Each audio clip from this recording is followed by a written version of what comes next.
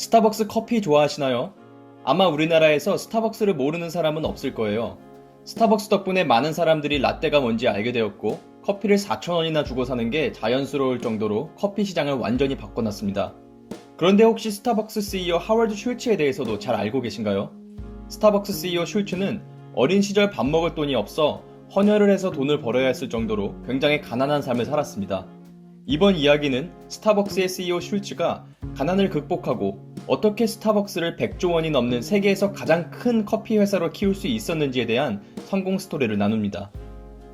슐츠는 1953년 7월 19일 뉴욕 브루클린의 방 한 칸짜리 조그만 임대 아파트에서 태어났는데요. 그의 아버지는 퇴역 군인이었고 동시에 트럭 기사로서 매우 적은 임금을 받고 일했습니다. 슐츠가 7살이었을 때 그의 아버지는 배달 일을 하다가 얼음바닥에 미끄러져 다리와 고관절이 부러지고 이것 때문에 직장을 잃게 되고 의료보험도 없었을 뿐 아니라 퇴직연금도 저축해놓은 돈도 없었습니다. 어린 슐츠에게는 아버지의 이런 모습이 큰 상처가 되었고 성공을 다짐한 계기가 되었다고 합니다. 부모님이 다툼이 있을 때마다 어린 슐츠는 아파트 계단에 앉아 더 나은 삶을 상상하거나 운동을 하면서 그 공포를 탈출했어요. 슐츠는 이 기억에 대해 이렇게 말합니다. 7살이었을 때 내 인생의 결정적인 순간을 가졌습니다. 아메리칸 드림이 무너지는 것을 보았고 부모님께서 절망과 좌절에 빠져있는 것을 보았습니다. 그리고 그 상처와 수치심을 오늘날까지 기억합니다. 고등학교에 진학해서는 성적이 훌륭한 학생은 아니었지만 미식축구에는 소질이 있었습니다. 그 덕분에 놀던 미시간 대학을 진학했고 운동 특기생으로 장학금을 받기를 원했지만 장학금은 끝내 받지를 못했습니다. 이것으로 인해 학자금 대출과 많은 아르바이트로 학비를 충당해야만 했어요. 생활이 너무 어려울 땐 헌혈을 해서 돈을 벌기도 했습니다. 결국 슐츠는 1975년도에 대학을 졸업하지만 그의 부모님은 생활고로 졸업식에는 참석하지 못합니다. 대학 졸업 후 첫 직장은 사무용품 판매원으로 일했는데요. 매일 50건 이상의 콜드콜 전화를 돌렸고 사람들과 이야기하는 것이 적성에 맞아 판매율도 좋았어요.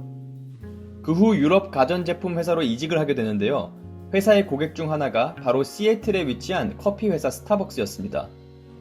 스타벅스가 커피 기계를 많이 주문한 것에 궁금증이 생긴 슐츠는 1982년에 이 커피 회사를 방문하게 되고 여러 번의 설득 끝에 스타벅스의 마케팅을 담당하게 됩니다. 이때 스타벅스의 지점수는 단 3개였습니다.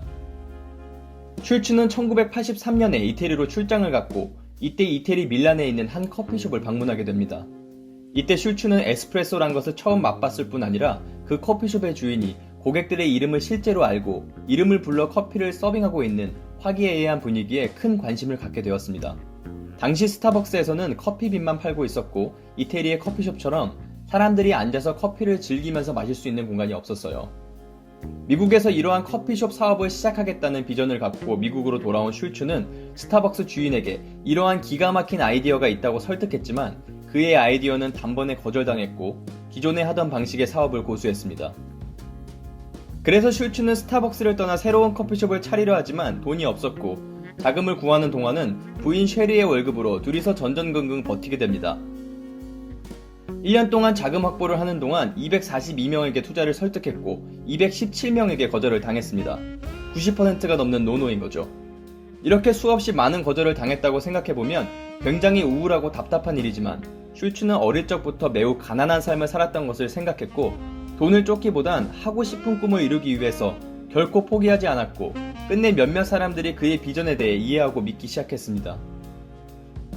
결국에는 슐츠의 비전을 믿은 투자자들이 160만 달러를 투자했고 일 조르날레라는 에스프레소 전문 커피숍을 시작하게 됩니다.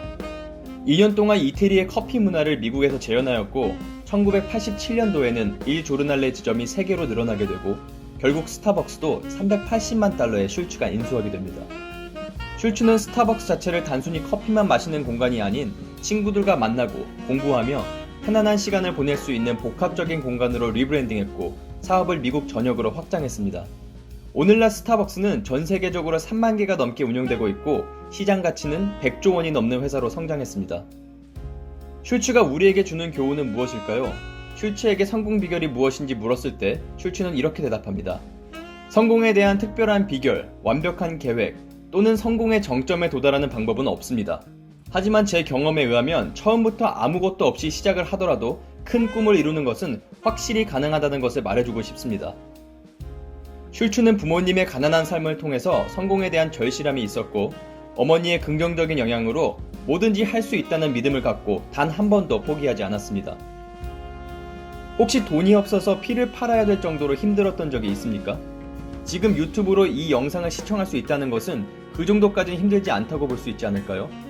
지금 여러분의 꿈을 불가능하게 하는 것은 무엇인가요? 아마 쉽게 대답하지 못하실 겁니다. 정말로 곰곰이 생각해보면 어려운 것은 있지만 불가능한 것은 사실 없기 때문입니다.